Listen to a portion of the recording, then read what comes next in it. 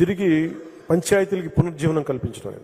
ఈ గ్రామ సభలో సుమారు 1 కోటి మంది పైగా గ్రామస్తులు పాల్గొని ఒకటే రోజు 13,326 గ్రామ సభలు నిర్వహించడం ఆంధ్రప్రదేశ్ పంచాయతీరాజ్ మరి గ్రామీణాభివృద్ధి శాఖ అది ఒక బలమైన ప్రపంచ రికార్డుని సాధించింది. అంటే ఇది ఏంటంటే రికార్డ్స్ కాదు కానీ ఇది ఏంటంటే ఒక కష్టసాధ్యమైనది. అన్నిసార్లు 13,326 పంచాయతీలకు నిధులు ఇవ్వని ప్రభుత్వం గత కాలంలో మన నిధులు ఇవ్వడం కాదు, ఒకేసారి అందరినీ ఏకతాటిపైన తీసుకొచ్చి అధికార యంత్రాంగం మొత్తం కదిలింది. చంద్రబాబు గారి నాయకత్వం వాళ్ళందరూ కదిలి ఈ రోజున ఇది సాధించగలిగాం. ఇలాంటి మన గవర్నమెంట్ ఆఫ్ ఇండియా ఈ పంచాయతీరాజ్ శాఖ కూడా ఆంధ్రప్రదేశ్ తాలూకు న్యూస్ని కట్ చేసి అక్టోబర్ 2న గాంధీ గారి జన్మదినం సందర్భంగా అన్ని దేశంలో మొత్తం గ్రామ సభలు మీరు చేయాలని మన ఆంధ్రప్రదేశ్ తాలూకు ఈ 13,326 గ్రామ పంచాయతీలను మనం ఒకటే రోజున ఎలా చేసాం దీన్ని మీరు తీసుకోండి అన్నట్టుగా వాళ్ళు ఆర్టికల్ మరి పోస్ట్ చేసి మరీ పెట్టారు. ఈ 100 రోజుల్లో మనం సాధించింది చంద్రబాబు గారి నాయకత్వంలో అదొకటి.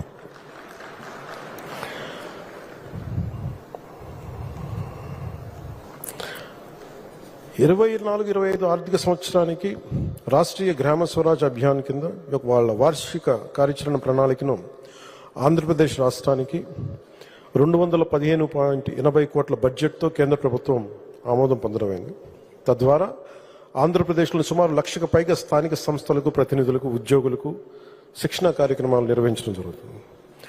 గ్రామ పంచాయతీలకు ఆదాయ వనరులు అభివృద్ధి చేయడం కొరకు వినూత్న కార్యకలాపాలకై ప్రత్యేక దృష్టి సారించడం, తద్వారా ఆర్థికంగా స్వయం సమృద్ధి పొందేలా ఆర్జీఎస్ఏ ప్రణాళికని రూపొందించాం. రాష్ట్ర ప్రతిపాదన 40 కోట్లను సిఇసి ఆమోదించింది. 500 కంప్యూటర్లు ఉపకరణాలు కొనుగోలు చేయటం, రాష్ట్ర స్థాయిలో ఒక స్టూడియోని ఏర్పాటు చేయటం, మరి జిల్లా లెర్నింగ్ ఫెసిలిటీని కూడా ఏర్పాటు చేయటం వంటి రాష్ట్ర ప్రతిపాదనలను మన నరేంద్ర మోదీ గారి నాయకత్వంలో కేంద్ర ప్రభుత్వం ఆమోదించింది. అలాగే ఉపాధి హామీ పథకంతో మే 20 తేదీ నుండి పెండింగ్లో ఉన్న కూలీల వేతనాలను గత ప్రభుత్వం ఇవ్వకపోతే వాళ్ళ పెండింగ్లో ఉంచిన వేతనాలని 2,081 కోట్ల రూపాయలని చంద్రబాబు గారి నాయకత్వంలో కూటమి ప్రభుత్వం రాగానే 2,081 కోట్ల రూపాయలని చెల్లించడం. గత ముఖ్యమంత్రి మాట్లాడతారు కదా, మేము కూర్చోబెట్టి క్లాస్ వార్ అని మాట్లాడతారు. క్లాస్ వార్ అంటే ఒక కష్టపడేవాడి శ్రమను దోచుకోవడం. ఈ నరేగా పథకం కింద ఉపాధి హామీ పథకం కింద కూలీలు వేతనాలని ఇవ్వకుండా 2,081 కోట్లని ఇవ్వకుండా కష్టపడ్డ తర్వాత ఇవ్వకుండా అంటే మరిది వాళ్ళు మాట్లాడతారు క్లాస్ వార్ గురించి. క్లాస్ వార్ మనం ఏం మాట్లాడాలి, మనం ఎంత నిలబడ్డామంటే భుజాల మీద మోసాం. అందుకనే చంద్రబాబు గారి నాయకత్వం 2,081 కోట్ల రూపాయలని వెంటనే ఈ ఉపాధి హామీ పథకం కోసం కూలీల వేతనాలు చెల్లించడం అయింది. ఆగస్టు 23వ తారీఖు రాష్ట్ర వ్యాప్తంగా మునిపెన్నడు లేని విధంగా ఒకే రోజున గ్రామీణ సభ నిర్వహించని తెలుసు. అలాగే ఉపాధి హామీ పథకం ఈ ఆర్థిక సంవత్సరం సరిపడా 4,500 కోట్ల రూపాయల పనులకు గ్రామ సభలో ఆమోదం తీసుకోవటం అయింది. 46,745 ఎకరాల్లో ఉద్యానవన పంటల కొరకు మొక్కలు నాటడం జరిగింది. ఈ ఆర్డబ్ల్యూఎస్ కింద హెచ్ఎంఏ మనం సాధించింది. జల్ జీవన్ మిషన్ పథకం ద్వారా 2019 నుంచి 2024 వరకు ఇచ్చిన ట్యాప్ కనెక్షన్లను అంటే ఎక్కడికి వెళ్ళినా రివ్యూస్లో ఏముంది అంటే పైపులు వేశారు, ట్యాపులు ఉన్నాయి, ఇన్ని వేల కోట్ల పనులు జరిగిపోయినాయి. కానీ వెళ్ళి చూస్తే ఆ కరెక్ట్గా హాఫ్ ఫర్లాంగ్ దూరంలోనేమో వాటర్ ట్యాంక్ ఉంది, ఆ పక్కనే ఉన్న గ్రామానికి నీళ్లు లేవు. పక్కనే సోర్స్ ట్యాంక్ ఉంది, అక్కడి నుంచి నీళ్ళు రావట్లేదు. పైపులన్నీ వేస్తున్నాయి. ఏమని అడిగితే సమాధానం లేదు ఎవరి దగ్గర. అంటే గత ప్రభుత్వం ఏం చేసిందంటే ఈ పనులకి జల్ జీవన్ మిషన్ కింద డబ్బుల్ని విచ్చలవిడిగా ఖర్చు పెట్టేశారు, నీళ్లు రాల. మన పింఛా డ్యామ్, మన అన్నమయ్య పింఛా డ్యామ్ గురించి నేను వెళ్ళి పర్యటనకు తిరిగి వస్తూ ఉంటే ఒక 10 మంది నివసించే ఒక దళిత కాలనీలో ఒక పెద్ద ఆవిడ వచ్చి నా దగ్గరకు వచ్చి ఏడుస్తాను ఆపింది బండి. ఏమ్మా ఏంటంటే నీళ్ళు లేవయ్యా, కొంచెం నీళ్ళు ఇప్పించు, నీళ్ళు ఇప్పించని మాట్లాడుతుంటే నాకు ఏడుపు వచ్చేసింది ఆవిడ నుంచి చూస్తే. అంటే ఒక నీళ్లు తాగటానికి అంటే ఏంటని చూస్తే మనకున్న ఈ హైట్ కంటే కూడా కొంచెం ఒక 5.5 అడుగులు 6 అడుగులు ఎత్తుంది అంతే. 10 కుటుంబాలు ఉంటాయి, దాన్ని ఎవరు పట్టించుకోరు. నేను వెంటనే దాన్ని తీసుకొని పర్సనల్గా వ్యక్తిగతంగా మన ఆఫీస్ ద్వారా డిప్యూటీ సీఎం ఆఫీస్ ద్వారా కూర్చోబెట్టి పంచాయతీరాజ్ అధికారులతో మాట్లాడి సరిగ్గా 10 రోజుల్లో లెస్ దెన్ 7-8 డేస్లో వాళ్ళకి తిరిగి నీటి సరఫరా చేయించడం జరిగింది. ఈ ఉదాహరణ మీకు ఎందుకు చెప్తున్నానంటే నిజంగా పని చెయ్యాలి అంటే పని చేయడానికి సంసిద్ధంగా ఉన్న వ్యవస్థ ఉన్నారు, అధికారులు ఉన్నారు. కానీ ఈ రోజున పని చేయించడానికి నాయకత్వం గత ప్రభుత్వం లేదు. మన ఎన్డీఏ ప్రభుత్వం జల్ జీవన్ మిషన్ని దేశంలోనే చాలా అత్యంత ప్రభావితంగా ఏ ఉద్దేశంతో అయితే ఇవ్వబడిందో ఆ ఉద్దేశాన్ని నరేంద్ర మోదీ గారి నాయకత్వం దేనికైతే ప్రవేశపెట్టారు సంపూర్ణంగా దాన్ని సాధిస్తాం చంద్రబాబు గారి నాయకత్వంలో. అలాగే పల్స్ సర్వే నిర్వహించాం. అసలు ఎన్ని కనెక్షన్స్ ఉన్నాయి, ఎంత నీళ్ళు వస్తున్నాయి, దాని మీద ఒక పల్స్ సర్వే చేశాం. సర్వే చేయబడ్డ మొత్తం కుటుంబాలు 87.47 లక్షలు. ట్యాప్ కనెక్షన్ ఉన్న కుటుంబాలు 53.80 లక్షలు. ట్యాప్ కనెక్షన్ లేని కుటుంబాలు 28.66 లక్షలు. ఇవన్నీ కూర్చోబెట్టి అసలు ఏ పనులు పనిచేస్తామని చెప్పి టోటల్ కొత్త యాప్ని ఒకటి డిజైన్ చేశాం. అలాగే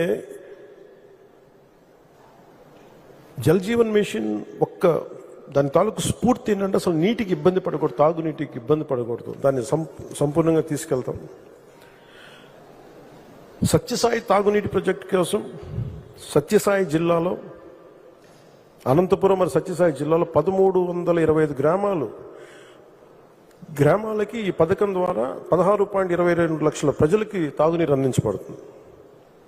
కానీ 8 నెలలుగా అక్కడ పనిచేసే కార్మికులకి జీతభత్యాలు లేవు.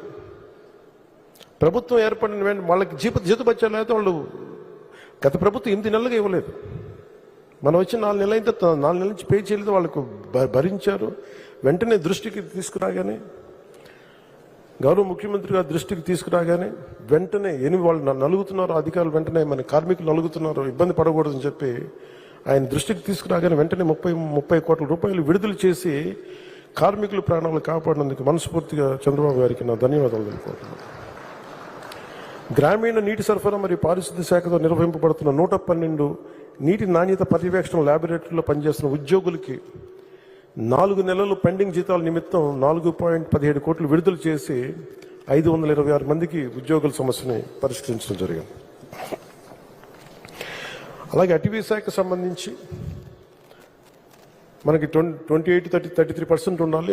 అటవీ మనకి పర్సంటేజ్ అంటే చంద్రబాబు గారు ఇచ్చిన మా అందరికీ డైరెక్టివ్ ఏమి ఇచ్చారంటే రివ్యూ మీటింగ్లో ఇది 50% పెరగాలి, ఆంధ్రప్రదేశ్లో 50% మొత్తం మీ పచ్చదనమే ఉండాలి అని దాన్ని స్ఫూర్తిగా తీసుకుని 6,000 ఎకరాల్లో దాదాపు 22 లక్షల మొక్కలు నాటడం జరిగింది మన ఈ మధ్యనే. అలాగే రోడ్ సైడ్ గ్రీనరీ ఇంప్రూవ్ చేసే ప్రయత్నంగా ఇప్పటి వరకు 14 కిలోమీటర్ల పొడవున కొన్ని 5,800 మొక్కలు నాటాం. ముఖ్యంగా ఈ కొండల్ని ట్రెంచెస్ని ఆయన కొండల ప్రాంతాలని అటవీ ప్రాంతాన్ని రక్షించడానికి ఆయన మాకు ఇచ్చిన దిశానిర్దేశం ఏంటంటే ట్రెంచెస్ కొట్టమని, దాన్ని బలంగా ముందుకు తీసుకెళ్తాం. అలాగే పెరుగుతున్న వైల్డ్ లైఫ్ సమస్యలు, ముఖ్యంగా elephant and man animal conflicts ఉంటాయి, మీ అందరికీ తెలుసు.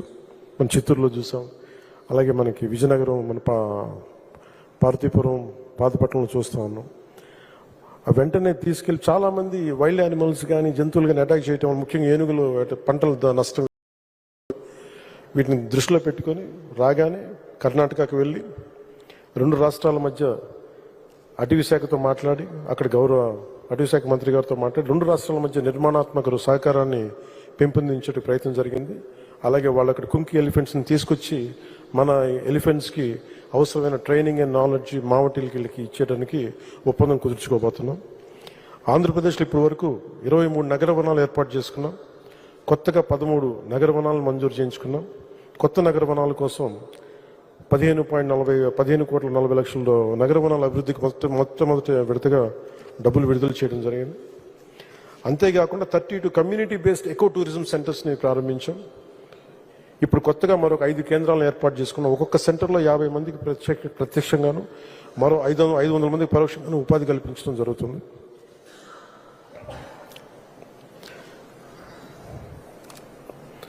అలాగే వరదలకు సంబంధించి 403 ప్రభావిత గ్రామ పంచాయతీలో క్షేత్రస్థాయి కార్యదర్శులకు నీటి క్లోరినేషన్, సురక్షిత మంచినీరు, పారిశుద్ధ్య చర్యలు చేయాలని చెప్పి PR1 యాప్ ద్వారా ఆన్లైనింగ్ మానిటర్ చేయడం జరిగింది.